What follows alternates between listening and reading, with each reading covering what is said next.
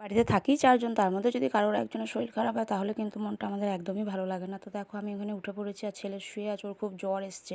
তো তারপর তোমাদের টাইমটা দেখালাম 6:30 বাজে, মা রেডি হচ্ছে তো তারপর চা খেয়ে বিছানা গুছিয়ে আর আমিও এদিকে চলে আসলাম গোলুকে তুলে দিয়ে তারপরে ঘরের কাজকর্ম সব সেরে নেবো। আর এদিকে যাচ্ছি তোমাদেরকে একটু জল দেখাতে, রাস্তায় কি পরিমাণ জল জমে রয়েছে। তো তোমাদের রাস্তার জল দেখিয়ে চলে গেছিলাম রান্নাঘরে এখন আছে একটা নুনের কৌটো আর গ্যাসের জিকটা, বাকি বাসন তো মা সব মেজে রেখেই গেছে। তো তারপর আমি ঠাকুরের বাসনগুলো মেজে নিলাম, তারপরে ছেলেকে দুধ গরম করে দিয়ে দিলাম আর বললাম এখানে প্যারাসিটামলটা খেয়ে নিবি। তো তারপরে মাছ বের করে নিলাম, মাছের গায়ে এত বরফ জমে আছে ওটাই তোমাদের দেখালাম। আর এদিকে আমি চালটাও ভিজিয়ে নিলাম। তো তারপরে দেখো ওয়েদার পরিষ্কার হতে না হতেই কিন্তু আমি কতগুলো জামা কাপড় বের করে ফেলেছি।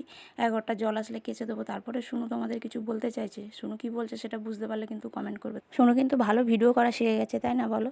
মাছের ঝোল বসিয়ে চলে গেছিলাম, কাস্তে কেচে এসে দেখলাম তরকারিটা হয়ে গেছে, ওটা নাবিয়ে নিয়ে আমি এখন সকালের খাবার খেয়ে নেবো। তো এইভাবে খাবে পান্তা ভাত, বেশ ভালো লাগে। আলু ভাজা, গন্ধরাজ লেবু, পেঁয়াজ, লঙ্কা ভাজা। তো জামা কাপড়গুলো যেগুলো কেচেছি দেখো এদিক ওদিক করে সব দিক দিয়ে তারপর দেখো সব শেষে ভাতটা করে নিই, চারিদিকে আলু ভাজা।